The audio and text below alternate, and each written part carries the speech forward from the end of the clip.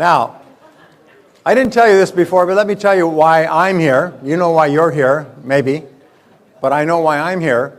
Is I started off as a poor boy. I didn't graduate from high school. I worked at laboring jobs for several years, and then I backed into sales, and I backed into business because there was nothing else I could do. Sales is the ultimate default profession in America. Nobody goes forward into sales. We fall back into it. It's sort of like you back up with a car and you in the night and you hit something, whoomp, and you get out to see what it is, and it's a sales job. And that's pretty much how we get into many things in life. Our jobs, our careers, our marriages, we just bump into something and we say, well, I'll give that a shot. And then here we are 25, 30 years later. So I got into sales and I struggled. And then after about 6 months of struggling, working hard, making no sales, frustrated, I went to the top sales guy in my company. I said, what are you doing differently from me? His name was Pete. And he said, well, show me your sales presentation. I'll critique it for you. I said, my what? I said, you show me yours and I'll show you mine. And I said, how do you define a sales presentation? So he showed me what a sales presentation was. And it was wonderful. It was like a piece of music. It was almost like he was directing music. Whereas I had been beating on drums and clashing cymbals and things like that, he began playing music. Well, then I realized that selling was an art. Selling was a science, that there was a logical sequence, a beginning, a middle, and end to an effective sales effort. So I began to sell professionally. I began to read the books and began to listen to audio programs and go to courses. I became so excited about learning how to do it well. And within a year, I was the top salesperson in my entire area. I had 6 countries under my control. I had 95 salespeople working for me. I went from rags to riches. I went from literally living in a boarding house in a single room to have a beautiful furnished apartment and flying around the world in jets and going to resorts and never having less than $1,000 in my pocket and going to beautiful restaurants. I mean, I couldn't believe it because I learned how to do it. Now, what that did is it opened my eyes to the fact that everything in business is learnable, as we said yesterday, that you can learn to be a great success in any field if you just do what other successful people have done. So over the years, I have spent literally tens of thousands of hours in studying, and then I've spent about 5,000 to 6,000 hours in speaking and putting together seminars for thousands of companies and millions of individuals to try to give them the practical things that will help them to make quantum leaps quickly. And it all comes back to the way you think. So yesterday, we talked about, number 1, becoming a great leader. And at the end of the chapter, you'll find that there is a series of resources. We call them the BGS categories, abbreviations keys. And one of the benefits that you get from coming to the seminar is you get a 1-year unlimited subscription to Business Growth Strategies, which literally is better than the University of Phoenix, it's better than the University of Chicago, it's better than any university because it's very practical online video training programs with critical notes that you can read and exercises that you can do in about 250 subjects: sales, management, marketing, business development, and so on. Not only that, we have spent a fortune in taking and developing assessment instruments for you. For instance, many of you took the business profitability assessment. If you haven't, you must take it as soon as you get a chance. What you do is you go there and you evaluate yourself on the 30 critical factors for business success. You give yourself a grade of 1 to 10, as we did yesterday in leadership, and then you push a button and you get back a personalized, tailored learning curriculum, starting with your weakest area, the area that can help you the most if you bring yourself up to speed in this area, and then your second area and your third area. And it's laid out for you like a perfectly catered dinner menu. If you want to attract more customers, which we do, you can go to the marketing assessment and you can take a 30-part assessment. It sounds like a lot, but remember, we look upon learning as a continuing process. It's not something you do once, go home and forget about it. It's sort of like physical fitness training. You just do it all the time. You get a little bit better every single day.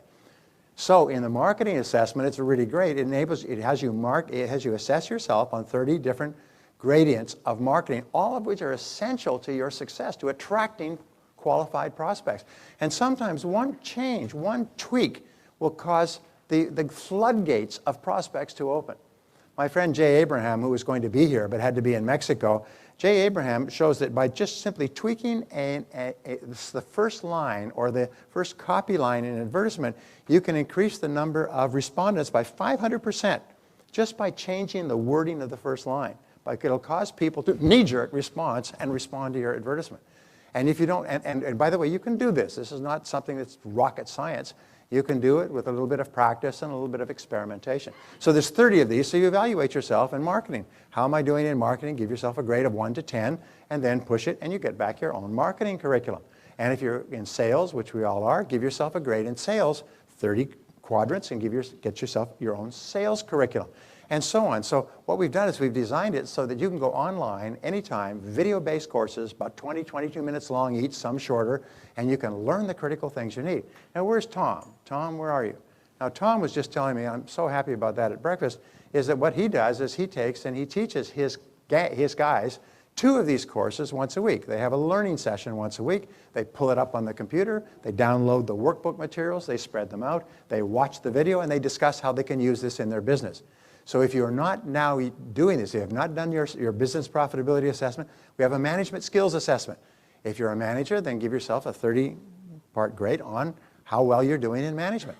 And what we'll do is we'll give you back a personalized learning curriculum where this is where you need to start. This is the most important. This is the weakest skill based on your estimation. This is where you can get the greatest bang for your buck the fastest. And turn yourself into a do-it-to-yourself project. So for the rest of your life, I say you don't have to do this every single day. If you were to learn 1 session a week, maybe 2 sessions a week, we're talking about half an hour, 40 minutes maximum. Do you know what? Within a year, it'd be like a person who decided to take a vigorous physical exercise program combined with a good diet. Within 1 year, physically, you'd be one of the fittest people in the world if you did that, wouldn't you? If you were to work out for an entire year and watch your diet, you'd be one of the fittest people in the world. If you were to start to work out mentally in your business and apply it every single day, you'd be one of the smartest and most successful business people in your field. The only thing between you and your business goals is knowledge and skill. If you have the knowledge and skill, then you can accomplish anything. And we've designed this so that this is the beginning part. This basically gives you a 60-yard kickoff in the Super Bowl game, and then what you do is from then on, you just continue to learn. A little bit each day, a little bit each week. Just listen to audios, just read a little bit, and we've provided you with all this stuff. Because what we want is a year from now, I want you to be one of the most successful business people in your field. And once you've got it, it's like learning to drive. You can do it for the rest of your life, like riding a bicycle. From then on, like breathing in and breathing out, boy, you know how to run and build a profitable business. You can go from this business to this business, and it doesn't matter what happens in the economy. Remember, the top 20% of companies are thriving in this economy. Because why? It's because their people know what the heck they're doing. And the other companies that aren't are companies that just don't know what they're doing, and they're just flabbergasted.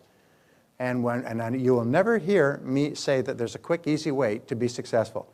There's not. We have to work hard at it. Just like saying there's a quick, easy way to be physically fit. I'm sorry, it ain't going to happen. You're going to have to work out and sweat and suffer and pull muscles and so on and so forth. But it works. That's the wonderful thing is I can guarantee you one thing. If you work, it works. If you will become effective, then you'll get great results. Does that make sense so far? So therefore, at the end of each session, what I've done is I've given you 3 sessions that are recommended that you have at your fingertips. You log on and plan to take that session. Become a great leader. We say how excellent leaders lead. That's all that's in your program, becoming a leader, and strategies for effective leadership. And at the end of each of these sessions, we give you 3 recommendations that are in your curriculum. So please take advantage of that. Please, please, please. It's $1 million worth of professionally produced studio shot curriculums, all video, all fast moving, with notes, with exercises and everything. Would you do that for me? Say yes. Yes. Now the most important thing is that you do it the first time. It's really important that you do it the first time because it's different. You haven't done it before. It's like going to a new restaurant. You've been thinking about going to that restaurant for years, you never went there. Do the first course. Once you've taken the first course, again, the resistance breaks, and from then on you'll take course after course. From then on you'll say, now what do I need to learn in order to accomplish this business goal? And you just go on there, and there's a description of every single course and what you'll learn in that course. I think I'll take that. And bang, put it out, have your staff come around. We tell people, train their salespeople. Pull it up on your screen, train your salespeople. Here's these lessons. Have 1 training course per week for your sales staff. In a year, you're going to have one of the top sales staff in the business. So we are totally committed to your success. So we'll hand you the baton. You have to run with it. All right, we'll hand you the baton. You have to run with it. Which brings us to, this is a great little deal, Session 2, offer a great product or service. Now, of everything, this is the most important of all. Offering a great product or service is the critical thing. I was at a conference in Singapore, and one of the people on the stage, one of the most successful people in the business, said, what do you like about this business? And he said, He said, what I like about this business is the product works. He said, I'm so tired of trying to sell an average product or a product that doesn't work or a product that only works under special conditions. This product works all the time. And I thought, isn't that interesting? How many people are selling a product that's really not a very good product? And they think that there's a clever, gimmicky way that you can con people into buying your mediocre product. No, you can't do that. There are no successful companies in the long term that don't have a great product to offer. So this is the starting point. Offer a great product or service. In management, you make decisions. So let's go through this a little bit. We say the quality of your products or service determines 90% of your business success. Everything else is secondary to that. Quality is the key determinant of your growth and profitability. There's a 25-year study at Harvard that says that the most profitable companies are companies that are recognized in the marketplace as having the highest quality products and services. There's a one-to-one relationship between profitability and quality and service. Now you say, well, wait a minute. One of the most successful companies in the world is Walmart, and most profitable. And they're not a Cadillac or Mercedes-Benz. Yes, but they offer quality products in the price range of their customers, and they stand behind them. They unconditionally guarantee everything they sell. And that's what people who are in that income bracket need, is they need to know that if they buy something and it doesn't work, then get their money back. They buy something, they know that Walmart will sell it to them at the lowest possible price. Anybody here go to Walmart? You know, I didn't go to Walmart for years because I thought it was a poor people's store. You go to Walmart once and you're dazzled. You're dazzled. They got so much neat stuff and it's so cheap you thought they left a digit off the price. Have you noticed that? I mean, I buy a pair of Serengeti sunglasses, they're $150. You go to Walmart, they're $69. The identical glasses that across the street are twice as much. And so Walmart is obsessed with providing its clients with really, really good products at really, really good prices and guaranteeing them. And of course, they push the guarantee back on the supplier of the product. So therefore, Walmart is known in its niche as the highest quality provider of products and services for average families. And of course, they've become the biggest retail phenomenon in the history of the world. So the key determinant, your quality is the key determinant of your reputation. The most important thing, advertising thing that you have going for you in life is word of mouth. That's your reputation. People say, this is a good company, these are good, buy here. That is worth 85% of your business, and the only way you get that is by pleasing your customers. And we'll talk about that later when we talk about creating a great customer experience. So how often customers say, this is the key measure of business success, this is a great product. Now this has become my theme, this has become what I'm teaching. I'm on the radio, television, newspaper, do interviews, write articles on it. How often do your customers say, after they have purchased from you, this is a great product, or this is a great company, or this is a great service? The number of times they say that, the percentage of times, is the sole determinant of your future in business. And so the focal point, the focus of your business has to be to get people to say that over and over again. Now the interesting news is that most companies that are at the top of their business today, because people rave about them, when they first came out, their products or services were crummy. It's normal. They're starting off in business. Sony, their first product was a rice cooker that was so bad that it took the rice and it turned it into globs. And they had to experiment with it before they could sell it. And they started producing it. Akio Morita started producing it after World War II. Before the dust had settled, the word Sony meant quality electronics worldwide, and they sold tens of billions of dollars worth. And I looked at there was an article in Inc. magazine that had 10 businesses that are today huge businesses. Every one of them started with a product or service. It wasn't that great, but they had a clear vision. They wanted to make that a great product. So your products or services today may not be the best in the market, but by gum, they're going to be, aren't they? And it's just simply a matter of, that's my commitment. I will keep improving it and changing it. I will listen to customers. I will keep working on it until my customers say, this is a great product. And that's your focus. Look at the greatest phenomena right now is we have Apple down to 3% of the world market of computers. It's moribund. The stock is flat for 10 years. And then they decide to take a different direction, and they come up with iTunes, where you can download songs for 99 cents. And then they create iPod, where you can download the songs onto. And the market explodes. They sell tens of millions of these things. They completely revolutionized the entire market for music. And then people saying, wow. And then they come out 3 or 4 years later with the iPhone. with an iPhone that is totally different phone than anybody's ever used before. And at every iPod, they say, Jesus is a great product. iPhone, Jesus is a great product. And they have this little thing with a camera. Is you can have a camera, you can talk to your friends, your members of your family on camera. So we're talking to our daughter, Catherine, who's in the University of Miami, 3,000 miles away, and she's showing us around her apartment in Miami while we're talking to her. She's walking around, she introduces us to her roommate, she shows the apartment, which looks like a bomb has gone off in it. Kids are. It's the most phenomenal damn thing that you can have this on camera.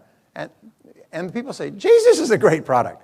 So you think about the iPod, iPhone, iPad phenomena, you think, by gum, that's what I want people to say. This is a great product. I want them to say it over and over again. That's what will make you happier than anything else in business, is for people to be so happy with what you provide to them.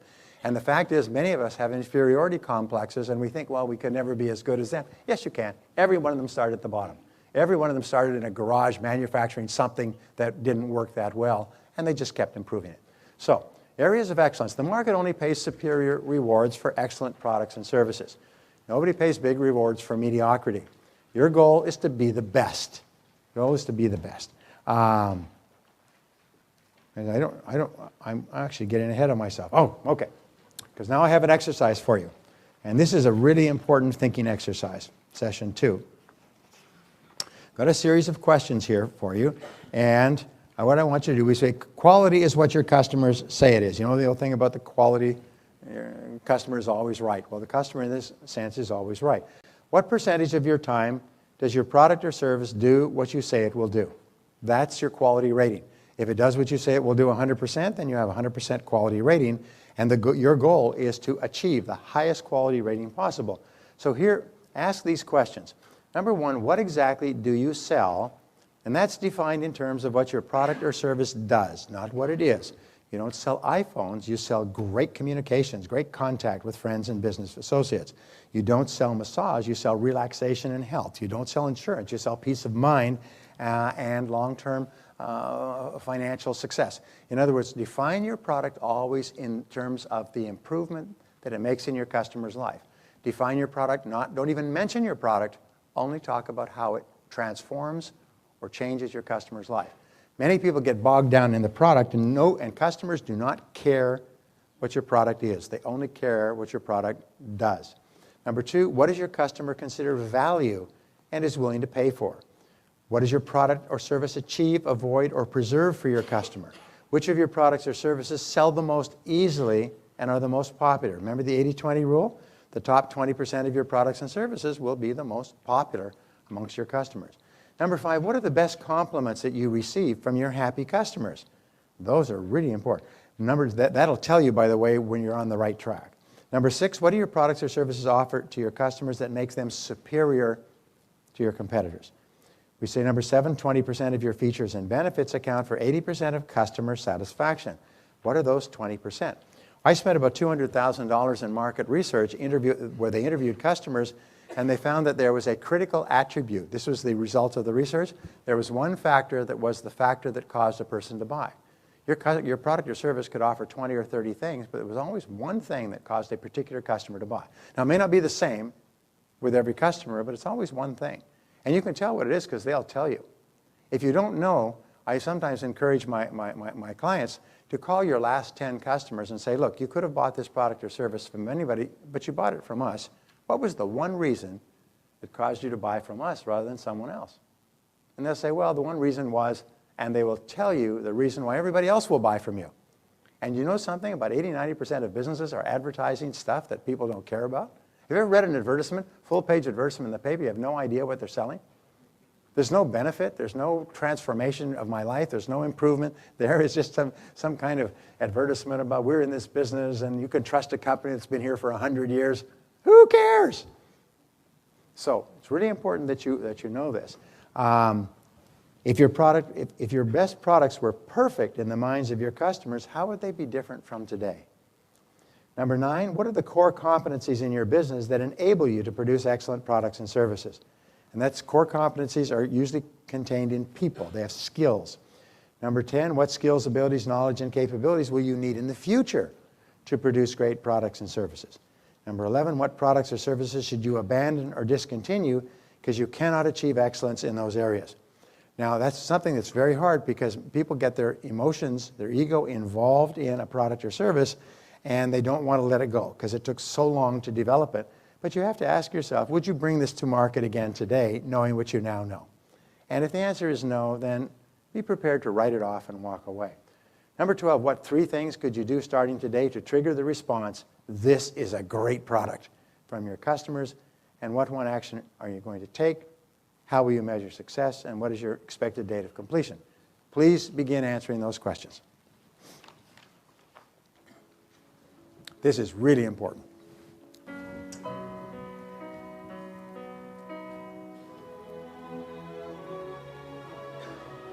Career. Anytime you can sit down, I will sometimes sit down and charge a lot of money working for a large corporation, and I will just simply ask them these questions and force the executives around the table or in the audience to answer these questions. And they will come out. I remember I did this for a group in Hawaii a few years ago, and I asked them these questions, and they had pretty much a pretty good idea of their business. They had 140 outlets. They were doing fairly well. They were doing well. They were highly respected. By the time we finished all of these questions, they said, you know, this will require that we revise our entire business. And I said, yes, that often happens. And they did. And the company exploded. They grew 40% the following year. Their profits grew. They shut down branches. They cut off products. They brought new. It was just the most amazing thing. The answers to these questions will cause us to transform our business. And it was an old line business. It's been there for like over 20 years. But answering questions like this will often open your eyes to possibilities you hadn't thought of. So now please turn to the people next to you and tell them the answer to that final question is what action are you going to take, and how will you measure it, and what is your date of completion?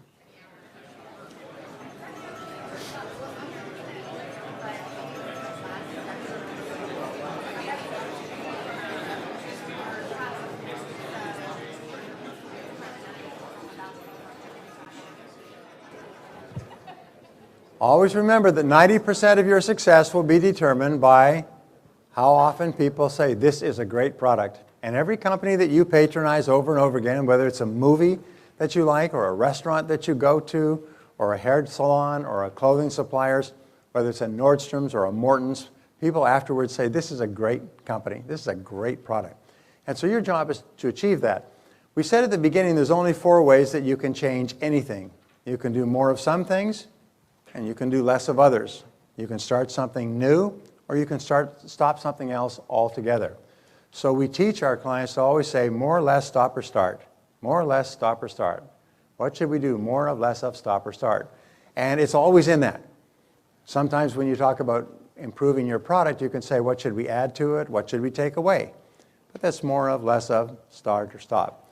And there's always a way, as long as your vision is clear. Peter Drucker once said that if you are starting your business on your kitchen table, if your vision is not to be a world-class enterprise, you'll probably never succeed at anything. So always start to have this wonderful idea that you can create a world-class business. When Wozniak and Jobs started their little computer company in a garage in Cupertino, their idea was that they were going to change the world. Same thing with Bill Gates. When he and Paul Allen put together Microsoft, they were going to change the world. They had this fantasy, and they're just kids. I mean, just young kids. And of course, they made every single conceivable type of mistake possible, but their vision was clear. They were going to offer something that literally changed the world. And of course, there are many thousands of entrepreneurs that probably started businesses that you never heard of because they didn't make it. But these guys started with that vision. So your vision is always to say, how can I get people to say this is a great product? One of the things you can do, by the way, especially in talking to clients, you say, you know, I was just at this seminar and they had this idea that how often people say this is a great product is what determines your success in business. On a scale of 1 to 10, Mr. Customer or Mrs. Customer, what would you say about this being a great product? On a scale of 1 to 10, how do you feel about it? And get them to tell you. And no matter what number they give you, they say, well, in terms of it being a great product, I say maybe it's a 6 or a 7 or a 7 or an 8. You don't want a 2 or a 3. That's not a good. But if they give you something over a 5, and then what would be your next question? Yeah. What would we have to do for you to say this is a great product and give us a 10? What would we have to do to earn a 10 from you? What would we have to do? More of, less of, start or stop? And sometimes they'll say, if you'll just do this one thing, they'll give you a tweak, and they say, most of the great breakthroughs today come from asking customers their candid opinions. Most business people don't like to ask customers for fear they will say something unflattering, and their egos are too sensitive. So ask your customers, what can we do to make this a great product in your eyes? Make this a 10 in your eyes. And customers will tell you. And surprisingly enough, customers' suggestions are usually pretty reasonable. They're not going to say, give it away for free, offer twice as much. They're not going to ask for unreasonable things. They say, well, if you just did more of this or less of that, if you just started doing this or stopped doing that, then I would say it would be a great product. So keep pushing forward on that, because that will determine your business success. The best of all is it'll determine your personal satisfaction. What will give you joy in your business is not making a lot of money, but knowing that your customers are really happy. You'll always talk afterwards about happy customers, not how much money you made. And so getting happy customers means getting people to say this is a great product. Which brings us to the... All righty. Thank you so much for being here. Really appreciate it. Hi, Marissa. How you doing?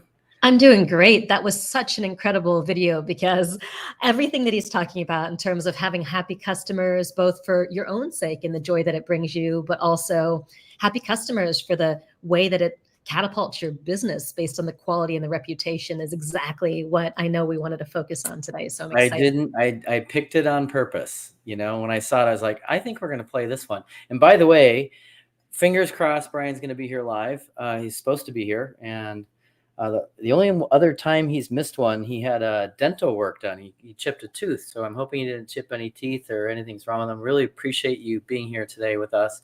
And I'm not joking. I'm legitimately super excited to talk to you about what we want to talk about today, because I've been nothing but impressed from everything I've seen come out from you. And I mean that. Like I've never seen anything like it.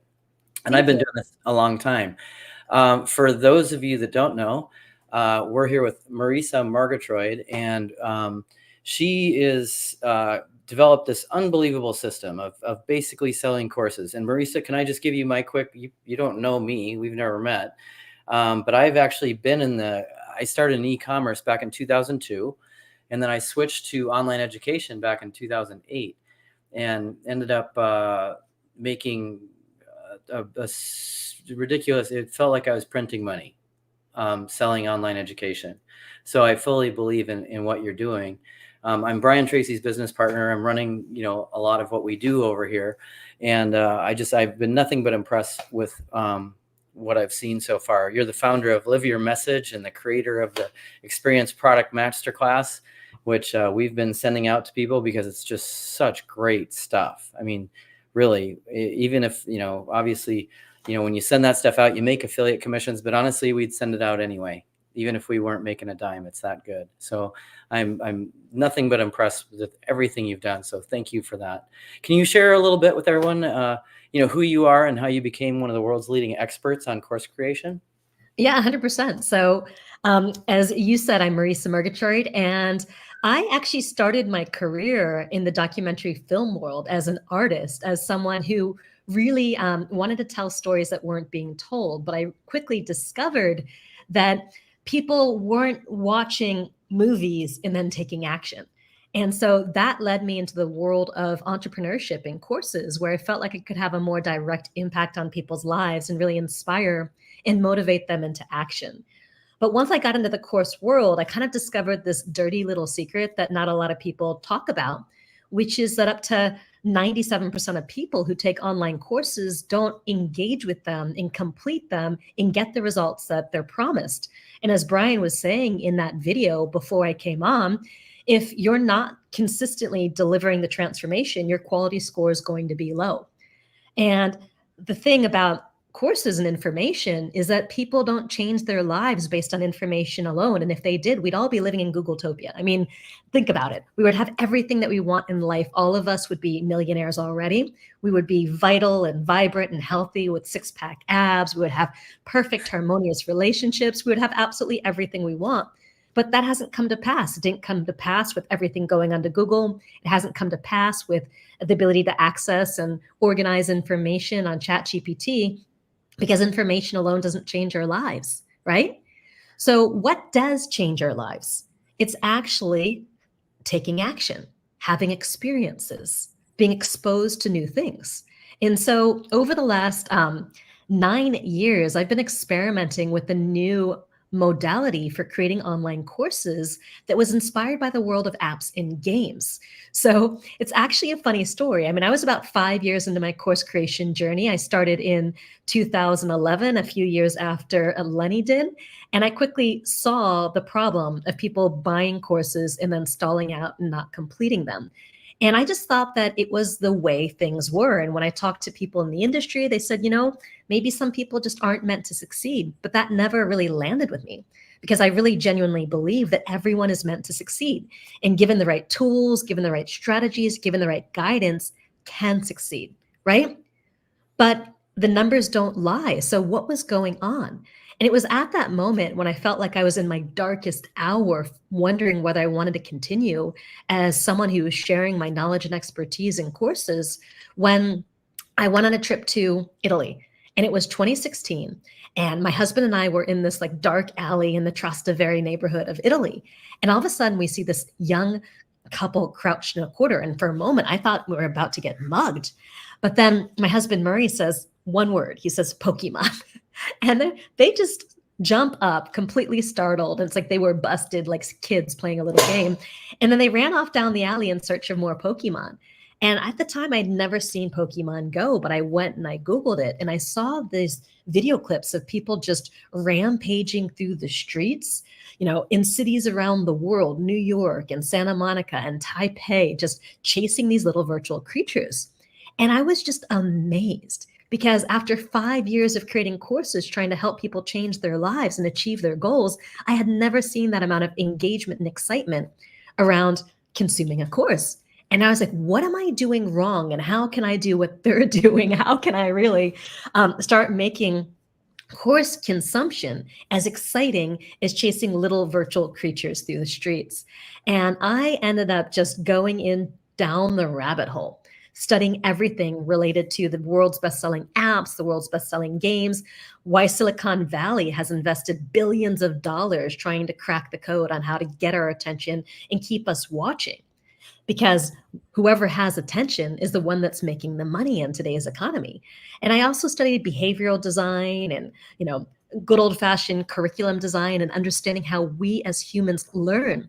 And what I discovered is that the top apps and games all led people through a set of experiences that I call the experience formula here. Sorry, I got a tickle in my throat.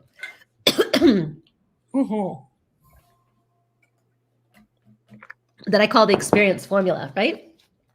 And that when you stack these 10 core experiences into your courses while avoiding the anti-experiences, which is what most people do, you create this like powerful experience escalation. And what it does is it almost slingshots people across the finish line of your course in record numbers. So rather than just 3 to 7% of people completing, you see 10 to 30 times more customer success and engagement. So I'm talking about a minimum of 30% and sometimes as high as 90%. And when this happens, you unlock a flood of referrals and repeat sales and testimonials.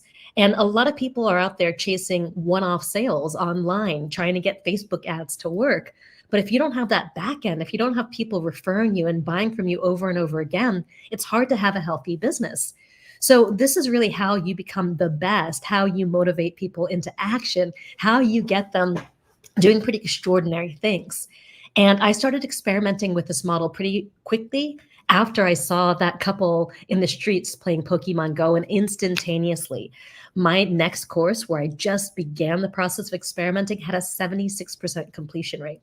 And I had a small initial group of students coming in at $197, and it quickly became like $138,000. And since then, I've done $47 million in online course and program sales and helped over 15,000 students, clients, and customers launch their courses and businesses online, but do it in a way where they're creating extraordinary experiences that generate results consistently and reliably. And I find that when you do that, it changes the game.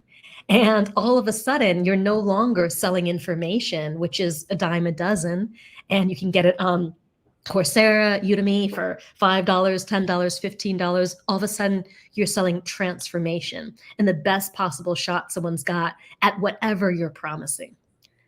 So I yeah, love go ahead. Yeah, I love that. Actually, it's funny because my whole life was changed through experiential personal development exercises and courses and classes. So I've been an experiential learner my whole life. Back in the 80s, I was a hacker on an old Apple II computer, and basically I learned by doing. And if you can get people into the experience, I absolutely love that and agree with that. I'm curious, and let me just shout out some people that are here live, if that's all right. We got Gareth Davies saying hi, Silvana on Facebook, hello, and then got a bunch on Instagram. Thomas Romero, hello. Joanna, hello. Thanks for being here. I really appreciate it. And Ansfar says, thank you, Brian Tracy. How can I contact you? Yeah, you can just send something to the Brian Tracy team at briantracy.com if you want to contact him. And then Darlene, no, you didn't miss Brian Tracy. She said, I jumped on late. I missed Brian Tracy. We're waiting for him. He's supposed to be here. The last time this happened and he was late, he had a cracked tooth. And I'm hoping that he doesn't have a cracked tooth or something, but I'm sure he'll be here hopefully soon. Okay, so like I told you, I love this idea of experience products actually motivating students through the course. I see people on the games, like I heard that they spend like you said, mad money on psychology, on how to, keep people hooked to that stuff. Can you give us a few examples of what your students have created? Yeah, 100%. Well, first of all, I love that you had so much transformation through experiential learning as well. And that was really common, like you said, back in the 80s, the 90s, the early 2000s, and people would hold these giant seminars. And I know that Brian is an incredible seminar leader and trainer himself. But post-pandemic, and since then, a lot of learning has gone online, and online learning hasn't been as effective as that kind of traditional experiential learning where you have people in a room and you have them engaging directly with you.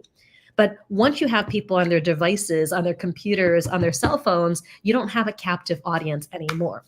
So why don't I actually talk about a couple of the core experiences first, and then I can talk about different applications for how people use these core experiences. So here's the thing. So many courses and programs are just about this knowledge transfer. Let's dump of information. Let me teach someone everything that I know about sales, or everything that I know about marketing or productivity or relationships or difficult conversations, whatever it happens to be. But nobody wants to learn just for the sake of learning. They want to learn for the transformation or result that you're going to get. And so if you're trying to sell just a process, people are not that excited about that. So the first experience, and experience formula, is what I call mission. And mission is the finish line of your course. I call it having a photo finish. And you want that finish line to be so clear that you could actually photograph someone crossing the finish line to mission accomplished. And I can give you some examples in just a moment, but essentially what you're doing is you're creating a game that people can win. So many of even the top online course companies in the world, like masterclass.com, don't have a clear mission for their courses. Like there's one course called Chris Hadfield Teaches Space Exploration. I mean, how do you know when you cross that finish line? I mean, the only thing I can think of is going into space, but that's something that less than 700 people have ever done in all of human history. Am I right? So most people, if they can't immediately apply and get a result from what they're learning, are just going to give up and walk away. So if they don't know exactly what they're aiming towards and what winning looks like, many people won't buy to begin with. And if they do buy, they lose interest halfway through because they don't see how the actions they're taking are leading to a specific transformation in their life. So one of the examples that I want to give is actually, it's kind of an unusual one. So, and the reason why I want to give this to you is because what happens is that many people think that you can only have a photo finish when it comes to something like sales or productivity or marketing. But I actually had this shaman who came to me, and his name was Helmut Whitaker, and he had been the recipient of this South American shamanism that takes 17 years to apprentice and learn. And he was trying to sell this like 17-year process. And I remember talking to him and said, well, shaman, helmet, I don't think people are going to buy this like 17-year process. Is it possible for people to experience anything like what you're talking about in, even if it's just for a fraction of a second, in a smaller period of time, like 6 weeks? And he said, absolutely, yes. So what we did is we worked together to write this mission possible statement. And I give people like a specific formula for that. Your mission, should you choose to accept it, as blank. And by filling in this fill in the blank template, what you're doing is you're putting yourself in the shoes of the person who is, who you're inviting on the mission. What are they going to get? What are they going to do? So we wrote this mission possible statement. Your mission, should you choose to accept it, is in just 6 weeks, receive the 4 essential gifts that every human needs to feel whole, loved, and on path. The gift of knowing your truth, the gift of connecting to your life energy, the gift of a quiet mind, and the gift of opening to the infinite. So now his students could picture receiving these kind of ceremonies and transmissions as actual gifts. And that clear, vivid picture of what the finish line looked like transformed everything for him. So rather than trying to sell faith or religion or spirituality, he was selling these 4 gifts, right? And he sent an email with this mission statement out to 18 people. And believe it or not, 21 people bought, because of those 18, 3 brought friends with them. So he had 20% conversion rate and made $11,000 in sales just now. Just like that, right? Right out of the gate. So that's an example. And if you look at the world of apps and games, back in the day, Miss PacMan was the first video game that was a hit with women. And the reason why is because all the women wanted to get to the next level, because in between the levels, the love story between Pac-Man and Miss Pac-Man would play out. And since then, like Super Mario Brothers does the same thing, Fortnite does the same thing. Everyone has this win state, and people want to imagine themselves winning or to see what happens when they win, right? I'm laughing, Marissa, because guess what I have upstairs in this house? Oh, do you have a Super Mario, like this Pac-Man? This Pac-Man full console game upstairs. So I know exactly what you're talking about. I have wanted to buy that. Yeah, they have it at Costco. It's actually pretty cheap. No, I got this. No, I take that back. I got this one at Best Buy, and it wasn't that cheap, but it wasn't expensive either. Definitely a good buy. Nice. Anyway, sorry. I didn't mean to take you off course. I was just not at all. Not at all. Is this and I'm just jumping in to see everyone here in the chat, and I know we're still waiting on Brian here to jump in. Rabu says very insightful. Thank you. People are finding, Brian's materials online. Isaiah says, in learning, you will teach, and in teaching, you will learn, from Phil Collins. Amazing. I love that. Yeah, let me know in the chat what your takeaways are so far. And if you've got any questions before we kind of continue on. Yeah. And fingers crossed, we'll get Brian. And if, hopefully he'll be here. Anyway, so Marissa, most people have no idea what they can create. Are you able to address that doubt for these people? What can you do for them? Yeah. Well, here's the thing. What happens so often is people are asking from their perspective of, what knowledge do I have? What expertise do I have? Am I a big enough expert, or am I a fraud? Right. And I think that what happens is when you're looking at things from your perspective, it's very easy for the voice of self-doubt to be bigger and louder than the voice of what it is that you want to create. Right. So what we're really looking for here is to think about, well, what is the transformation or result that you can get someone to have, right? And so when you actually start to focus on that, and it can be something small. I had someone create an amazing course in helping people bake the perfect French macaron. And she had gone to Le Cordon Bleu in Paris and to learn French cooking. I've had people create courses on just about everything, from helping, children who were really struggling with mental illness to be able to communicate with their parents and get out of trouble, to unlocking the genius within children using strategies from Beethoven and the kind of classical masters, to learning communication templates to unlock intimacy with their partner, all sorts of professional development techniques, you name it. So there's so many different things that, I believe if you've lived on this planet for at least 20 years, there's something that you can teach someone to do that you figured out in your own life or figured out by supporting someone else to get a result. And the thing is, we oftentimes are so close to what we do, we're so in love with what we do, that we don't actually realize how valuable it is because it comes naturally to us. Sometimes it's effortless. But when you actually pivot from what it is that you want to offer versus how can I help someone solve a particular problem or get a result, then I find that the conversation is really different. And when you realize you can be of service, it becomes less about you and more about the person that you are serving. And that's a really great way to go about exploring. And by the way, there are 20 mega niches that all the top courses fall into. And I'm going to just actually quickly open the document here really quickly so I can share them with you. 20 mega niches. Sorry, I have to kind of get it up right now on the screen. And share them. So for example, there's love and relationships, there's health and wellness, there's education, which could be grade school or high school or college education. There is, beauty and style. So there are all of these different mega niches. There is animals and pets, arts, hobbies, and sports, survival and sustainability, home improvement and organizing, religion, faith, and spirituality, personal growth and skill development, time management and productivity. I know that's been a really big one for Brian, and especially with his Eat That Frog book, which is so awesome.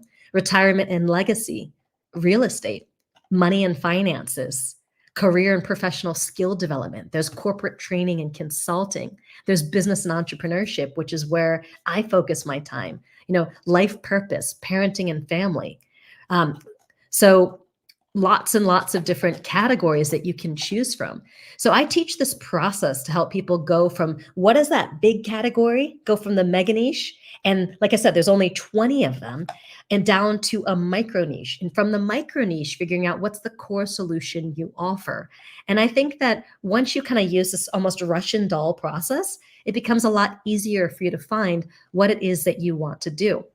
So one of my students, her name is Kat Koroy.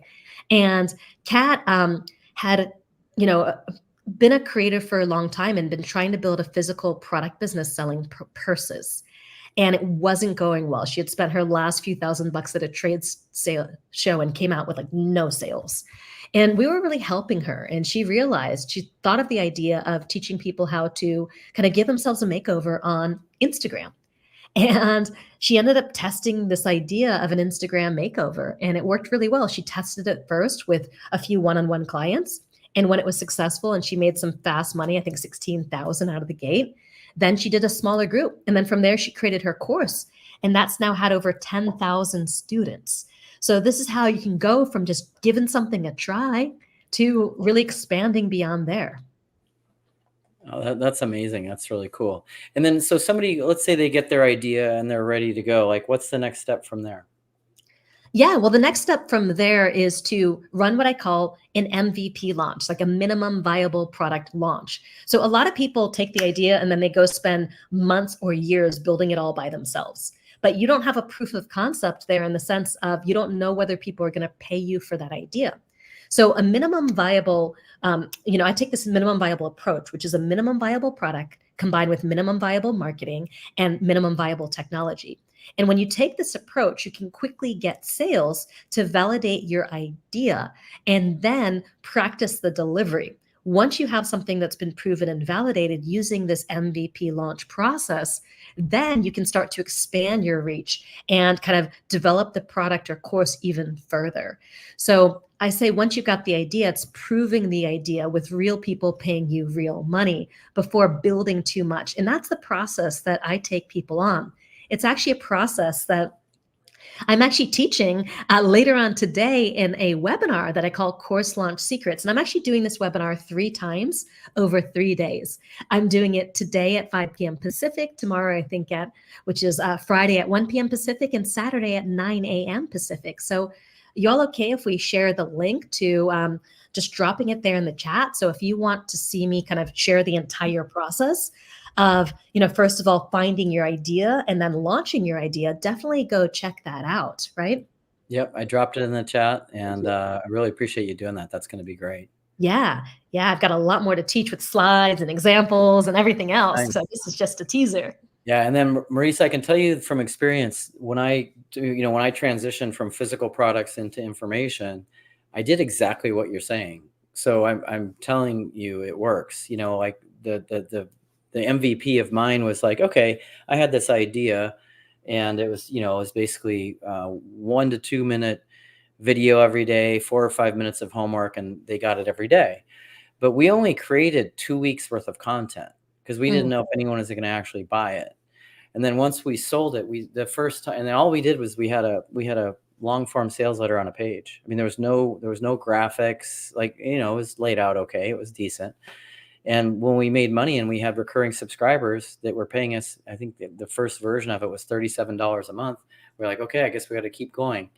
And within 2 years, we had over 22,000 paying subscribers. Wow. They were paying us between 37 and 87 a month. And that process still works today. A good friend of mine, his name is Jason Fladlian, and he launched this crypto course that did $40 million in sales. But he went from his MVP to the $27 million launch in something like 9 months. So he tried it out first with one-on-one clients, then a small group, and my husband and I were part of that group.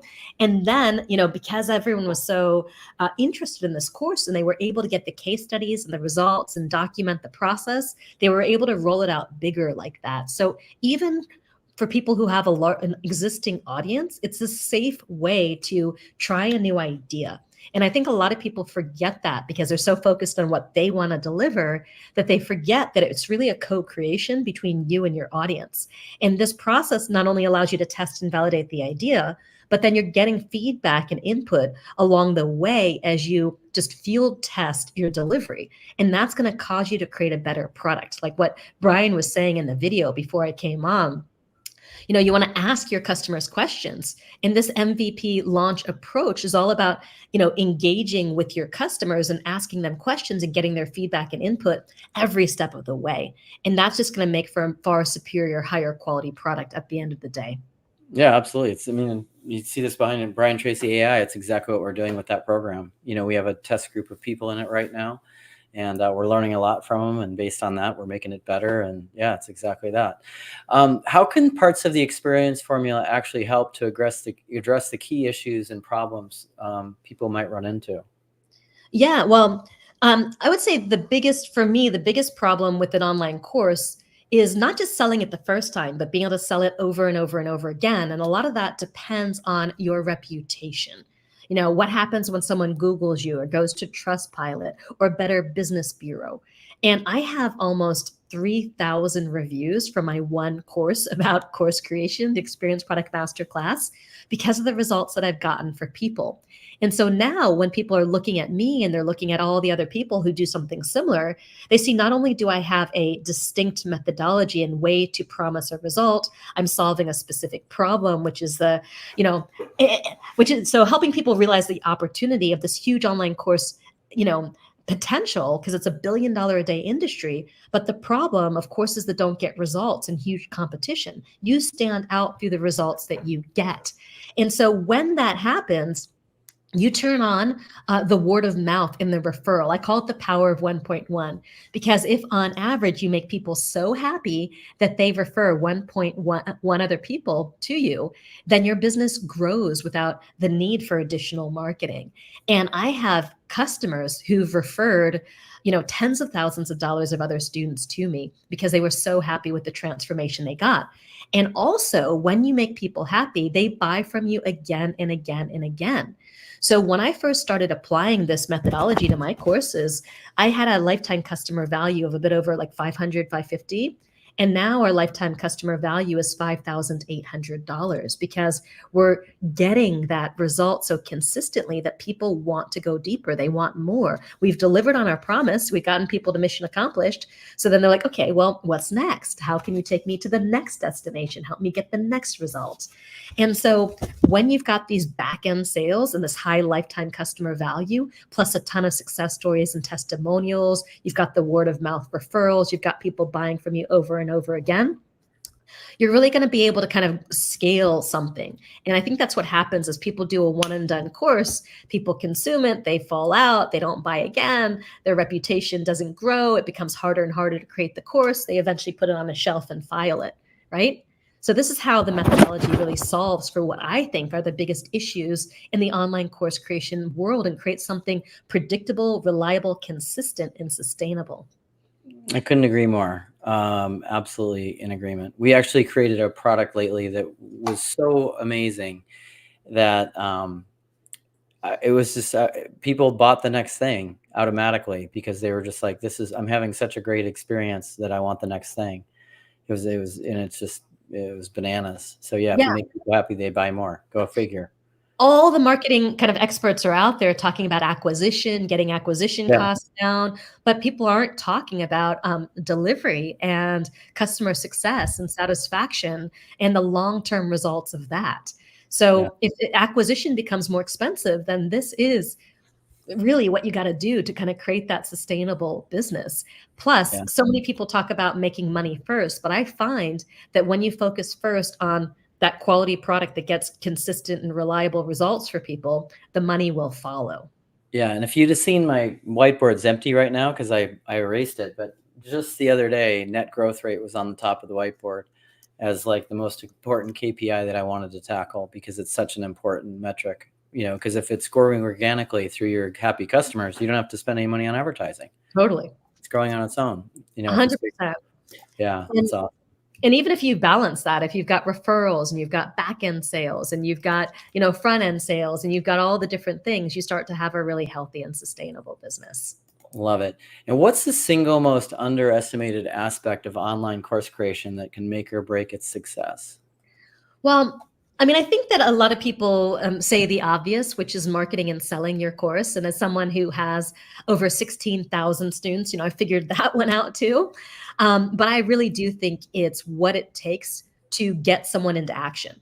And of course, the purchase is the initial action, but that's just the beginning of the journey. How do you get someone to continue to take action, to reinforce the promise, to stay excited all the way across that finish line? Because when you can do that, it changes the game for you and your clients. I love this quote by Zig Ziglar that you can have everything in life you want if you'll just help enough other people get what they want. And that's what it's about. And I think that it's easier said than done because if someone already had a solution to what it is that you offer, they would have done it by now, right? So sometimes changing your life and achieving big goals it's a really tricky thing.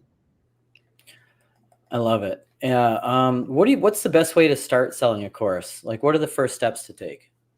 Yeah. So when it comes to selling a course, I talk about there's like 3 levels of marketing. There's one-on-one marketing, one-to-few marketing, and one-to-many marketing. And so most people try to go straight to one-to-many marketing. And the thing about one-to-many marketing is it's harder. You're marketing to people who've had no exposure to you whatsoever. And you have to have your message and your conversion completely dialed in to get that to work. So I always like to start with one-on-one marketing, really simple marketing within your circle of influence, starting conversations, chats, applications, whatever it happens to be, DMs, and get into conversation around what you do and sell your course that way first. One of my most famous quotes is that before you can make money while you sleep, first you have to be able to make money while you're awake. And so many people are trying all these automated forms of traffic and sales and marketing, and it's not getting them anywhere. So I always say, can you get one person to buy your course? Then can you get 10? And then once you get 1 or 10, then you can start to do more leveraged forms of marketing, like in-person talks or webinars or whatever that happens to be. And then eventually you can kind of bring it to that purely automated evergreen marketing that's kind of always going. But I think most people bypass the simpler forms of marketing. Part of it's because of fear.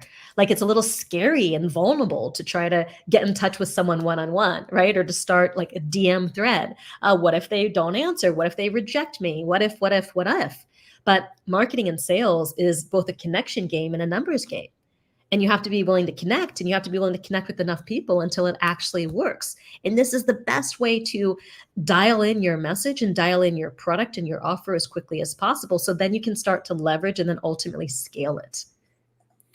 It's funny. I've never heard anybody say that way, to start with one-to-one. And I love if you want to make as much money as while you're sleeping, like make some while you're awake. That's brilliant. Because one of the things that I tell people is like, if the easiest conversion is face-to-face, right?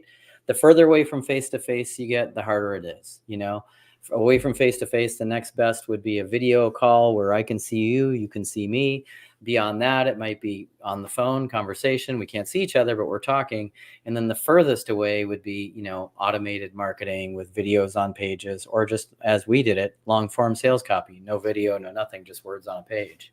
Yeah, 100%. I also talk about it as the difference between marketing and sales. So sales is kind of sales right now, right? And marketing is future sales. It's priming the pump for an eventual conversion event.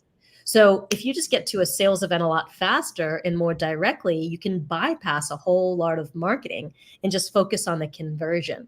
And if you don't have the conversion right anyway, it doesn't matter how much marketing you have. So why do all of this until you get this down regardless? I actually call it golf cart marketing, because if you need to go to the convenience store to, buy something a mile down the road that well, do you need a Lamborghini to get there? You don't, right? You can jump in a golf cart, drive there, pick up what you need. And for many people, like 5-10 sales is a proof of concept and can, be a significant amount of money. I mean, if you're charging $500 times 10, it's 5,000.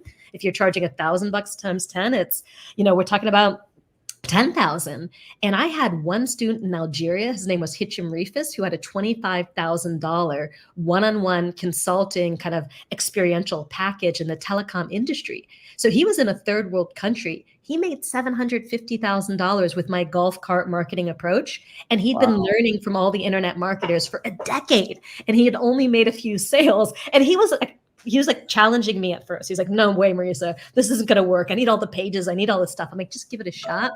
And then he made $750,000. That was 23 and a half years of salary in Algeria, right? Yeah. Plus, you're actually making money instead of just spending money on marketing. Like 100%. It's super smart. It makes total sense. What effect do you think AI is going to have on things? Like, obviously, AI is everywhere, and it's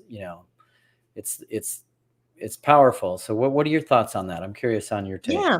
Well, I think that AI is going to make experiential and transformation-based programs even more important, because there are all these softwares now promising to just create a course using AI with the click of a button in a day, an hour, a week, whatever it is.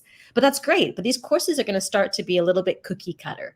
So even if you do that as a foundation, you want to add the experiences, the experience formula on top of it, and create really unique experiences and interaction and engagement with people that are going to get them excited and getting results. So I think that no matter what, people need to learn and grow and get results in their lives. So education and online education isn't going away, but a lot of it is going to be replaced. The more informational kind of step-by-step stuff is going to be replaced by AI. But what I do, for example, walking people through the entire process of finding their profitable idea, turning it into an irresistible offer, doing their MVP launch, and then, really ramping up their marketing and then fine-tuning their course even more. That's a step-by-step system. It's not just a bunch of information. But I've also learned and watched 7,000 people go through this process. So I know where they get stuck. I can help them with the mindset, exactly the time. We give people a coach. We review their milestones. We do all of this stuff, even done for you stuff, building their kind of membership site with constant wins and gamification and all the stuff for them. So that's something that AI can't do. They can't get them all the way across the finish line. They might be able to give them some market ideas or whatever it happens to be, but not a finished product. Is that making sense? So the more you can differentiate by creating results and transformation, and if you can create an experience that's fun and engaging that gets someone results, even better. I love that. Love that. Okay, so what advice would you have somebody as far as trying to find their ideal market? By the way, Yeah. that looks like Mountain Dew, but I don't think it is. It's not. It's actually just electrolytes. I know it's not.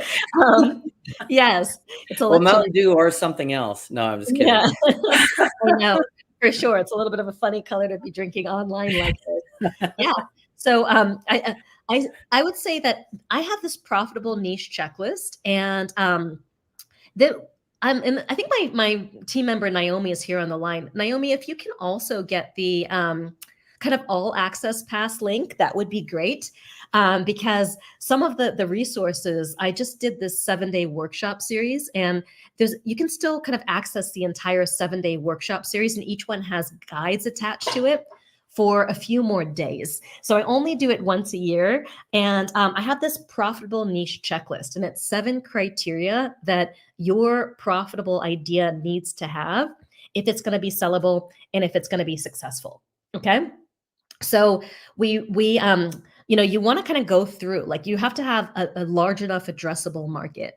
You need to be able to name who you serve in a way that they can self-identify with your description. You have to solve a problem that people identify as having. They've got to be willing and able to pay to have that problem solved. So there are very specific criteria that you need to meet for your idea to really be sellable. So definitely, I want to go ahead and when Naomi finds that link, drop that link too. So the liveyourmessage.com/Brian link gets you to my course launch secrets webinar that I'm doing today, tomorrow, and Saturday. And then we've got one more link that's going to come in too, that's going to let you kind of access these 3 other workshops that I did that all come with guides. So some of the things that you're talking about, like the profitable niche checklist, are in those particular guides. So I see Marquita saying, thank you, Manny and Marissa. I'm already finding a lot of value with the info you're providing. How do we get more info about your program? I see a free seminar, but I'm ready to go all in. Marquita, I actually would recommend jumping on the seminar. You can also email support@liveyourmessage.com if you want to just write and get that information. But on the seminar, I do open doors to my program. And I have a really special bonus that's only available when you sign up live on the line. That's like that people pay $500 for normally. So I definitely, if you can make it, I would recommend. So if you're really interested, you want to go all in, that is awesome, Marquita. And definitely you can also email support@liveyourmessage.com. If you're like, you know what, I'm ready, I want it right now. That's cool too. Yeah, I'm not seeing it from her. Do we have any questions from the audience? We'd be happy to take a couple. If you're open to it, are you open to taking a couple of questions? 100%. Yeah. Awesome. So yeah, if you want to post a question in the chat, we are actually live, not fake live, and we can. Yes, we are. Okay, so Instagram. Let me see if I can do this on Instagram.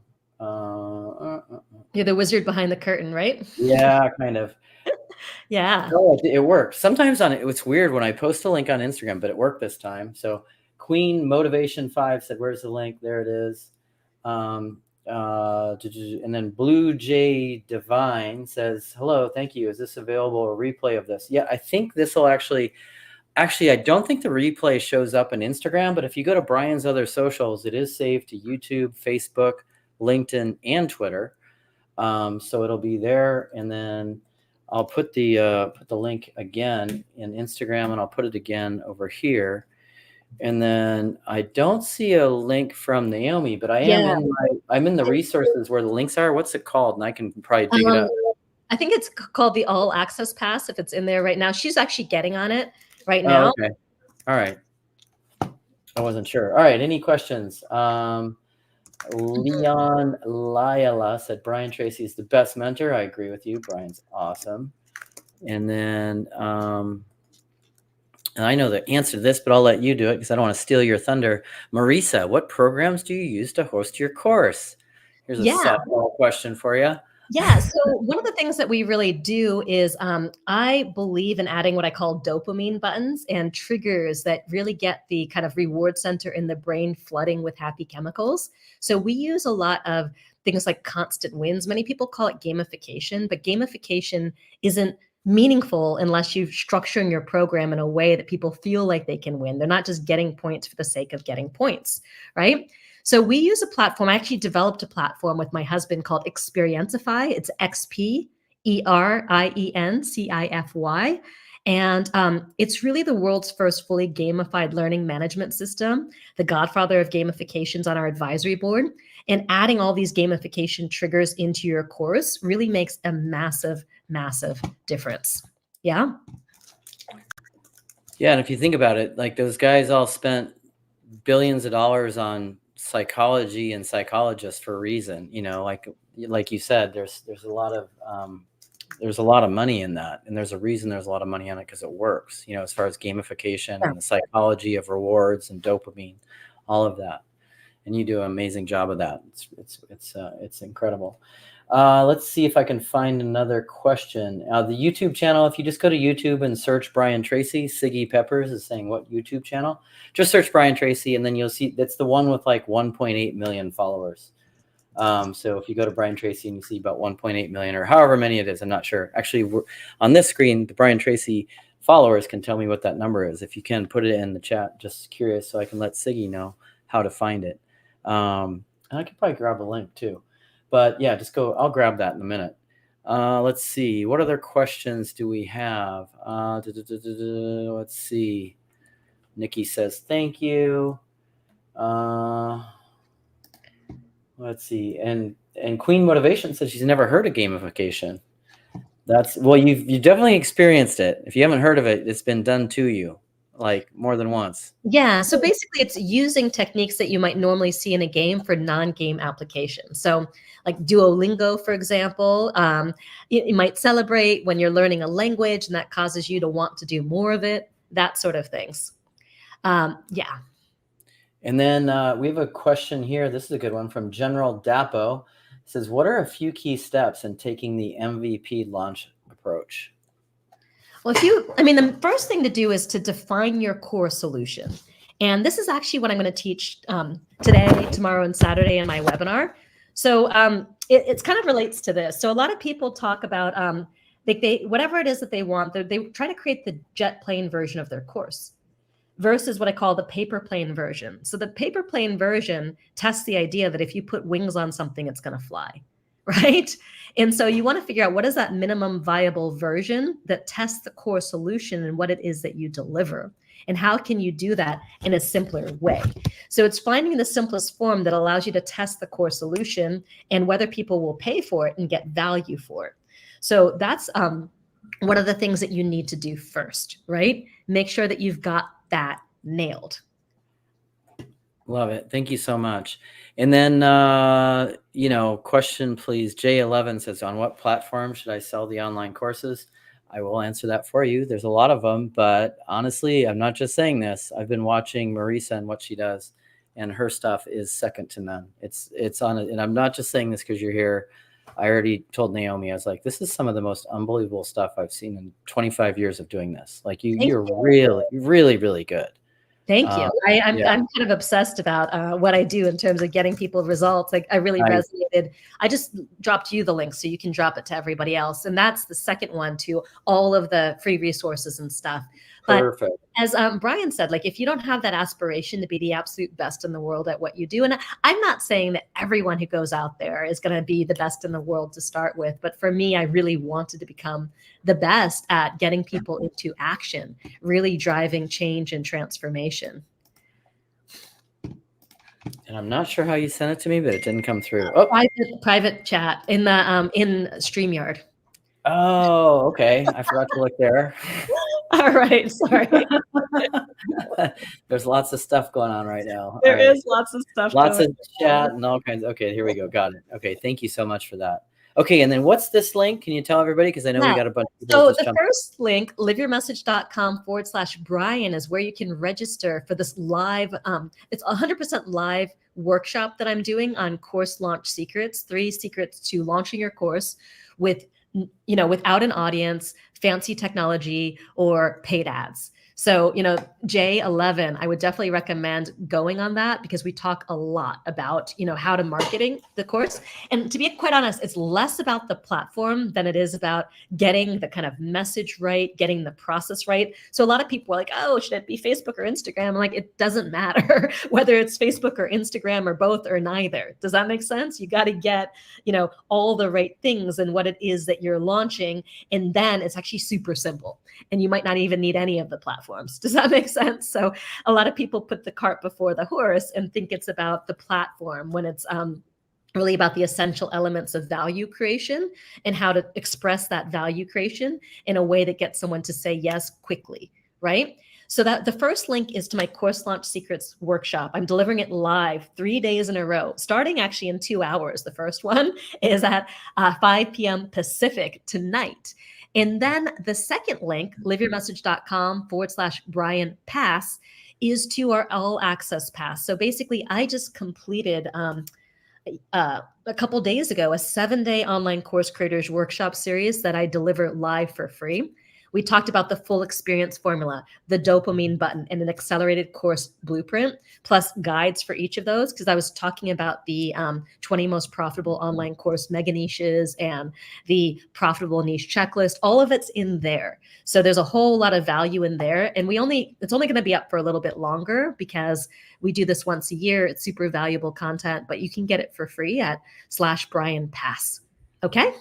All right. Thank you so much. Now I know you're going live again in 2 hours, so I want to give you some rejuvenation time. And I just want to know, on behalf of everybody here, thank you so much for sharing what you shared.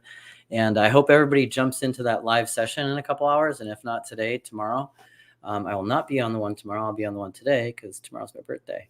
Ooh, happy birthday. Thank you. I'll be playing. I will not be on my computer. All right. Well, Marissa, any final thoughts?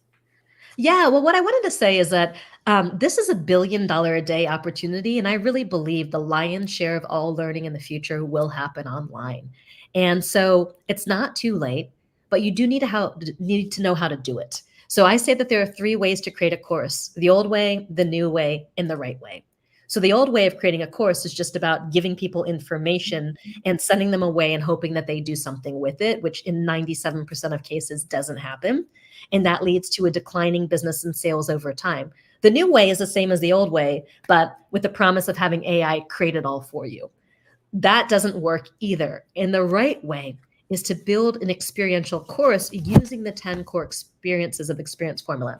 And I've got clients like Mary Morrissey who've been, in the personal development space for decades, who've come to me to help them up-level existing programs. A lot of really well-known people. Jay Shetty's using Experientify, our platform, because they see that these techniques work. If you want to get 10 to 30 times greater student success and customer results and be in the upward spiral that comes with your business from having all of these referrals and reviews and repeat sales and testimonials, then this is the way to do it. All right. Well, thank you so much, Marissa. I really, really appreciate you. Thanks for being on today. And thank you for everybody that joined us today. Really appreciate it. Not sure why Brian didn't show up. He was supposed to be here. And hope everything's okay. And I'll keep you updated on the next time we go live on What's Up with Brian. So thanks again, Marissa. Appreciate it. And we'll go ahead and end it now. Thank you so much. Thank you so much. And I look forward to seeing you all more soon.